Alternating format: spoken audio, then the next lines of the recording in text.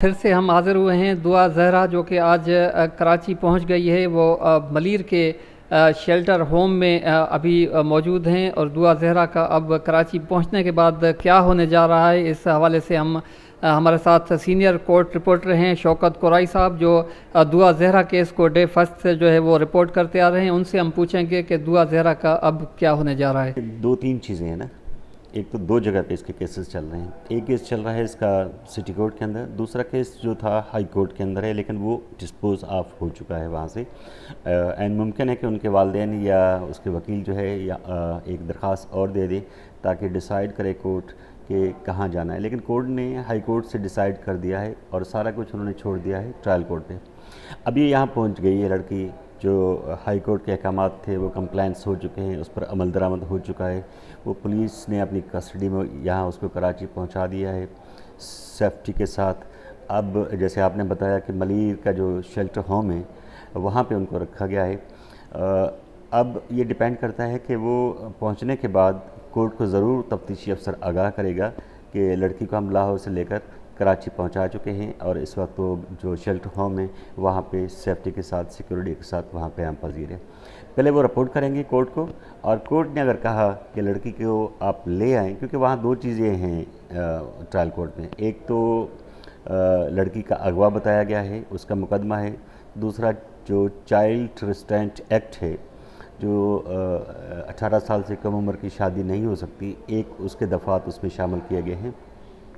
تو کل عدالت میں جب تفتیشی افسر آئے گا, امکان اس کے یہی ہے میرا خیال ہے, وہ تفتیشی افسر کی رپورٹ بھی ریکارڈ کا حصہ بنائے گی. ساتھ ساتھ عین ممکن ہے کہ کورٹ کہہ دے اسے کہ لڑکی کو عدالت میں پیش کریں. کل بھی پیش کر سکتے ہیں, پرسوں بھی کر سکتے ہیں, کوئی نیکسٹ ڈیٹ بھی دے سکتے ہیں. اس کا تو کورٹ پہ ڈیپینڈ کرتا ہے کہ وہ کیا ڈیسائیڈ کرتی ہے.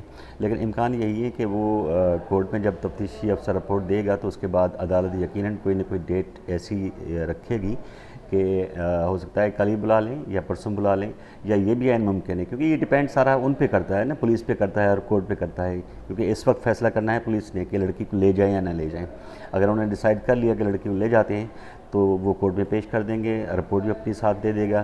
لیکن یہ ہے کہ عدالت اس کو اگر نہیں لے کے گئے تو عدالت اس کو ضرور منگوائے گی, کل منگوائے, پرسوں منگوائے یا نیکسٹ ڈیٹ کو منگوائے. تو منگوانے کے بعد اس لڑکی سے یہ پوچھا جائے گا کہ آپ کو کسی نے اغوا کیا, آپ نے کسی کو بلیک میل کیا, یا آپ کو کس طرح جو ہے اپنے گھر کو چھوڑ کر جو ہے ظہیر کے پاس گئی تھی. آپ کی ایج جو ہے کم ہے, آپ کی عمر جو ہے کم ہے, آپ شادی نہیں کر سکتی, کوئی بڑا ڈیسیجن آپ نہیں کر سکتی کیونکہ آپ کے والدین جو ہیں وہ اس وقت وہ فیصلہ کریں گے. لیکن ساتھ ساتھ عدالت نے اسے یہ بھی آپشن دینا ہے کہ آپ نے اس وقت جو آپ پولیس کسٹڈی میں تھی, آپ ایک شیلٹر ہوم میں تھی, تو ابھی آپ بتائیں کہ آپ کو کہاں بھیجا جائے اور آپ کو لاہور لے جانے والا جو بندہ تھا کون تھا اور کیوں لے کے گیا تھا. پھر وہ لڑکی پہ ڈیپینڈ کرتا ہے, ساری صورتحال عدالت کو بتائے گی.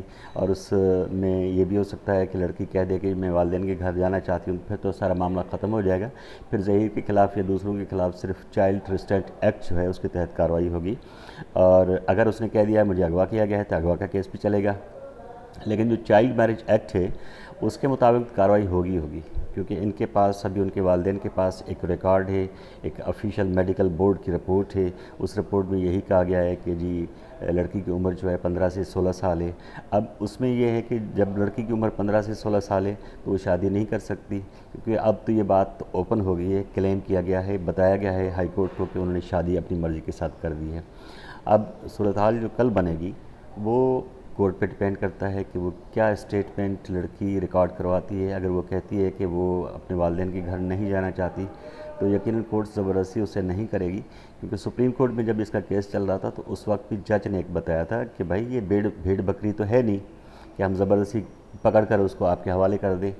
وہ کم عمر ضرور ہے, لیکن ساتھ ساتھ انہیں یہ بھی رائٹ ہے کہ وہ اپنی مرضی کے ساتھ کوئی فیصلہ کر سکتی ہے بغیر شادی کے علاوہ. یہ فیصلہ کر سکتی ہے کہ وہ اپنے والدین کے گھر جانا چاہتی ہے یا شیلٹر ہوم میں رہنا چاہتی ہے, یا کوئی اور ڈیسائیڈ کر دے کہ وہ یہاں پہ کراچی میں نہیں کسی دوسری جگہ پہ رہنا چاہتی ہے یا کسی رشتہ دار کے پاس جانا چاہتی ہے. تو یہ بھی عین ممکن ہو سکتا ہے, لیکن یہ سارا ڈیپینڈ کرتا ہے ٹرائل کورٹ پر, کیونکہ سندھ ہائی کورٹ نے ابھی فیصلہ کر دیا ہے کہ یہ سارا کچھ جو ڈیسائیڈ ہوگا, سارا کچھ جو کیس وائنڈ اپ ہوگا وہ ہوگا ٹرائل کورٹ میں. اور اس کے امکان بہت کم ہیں کہ میرج ریسٹرینٹ جو ایکٹ ہے وہ ایکٹیو نہ ہو. وہ ضرور ایکٹیو ہوگا کیونکہ شادی کا دعویٰ کر چکے ہیں, ریکارڈ پہ بھی اس کے بیانات آ چکے ہیں کورٹ کے اندر کہ انہوں نے شادی کی ہے.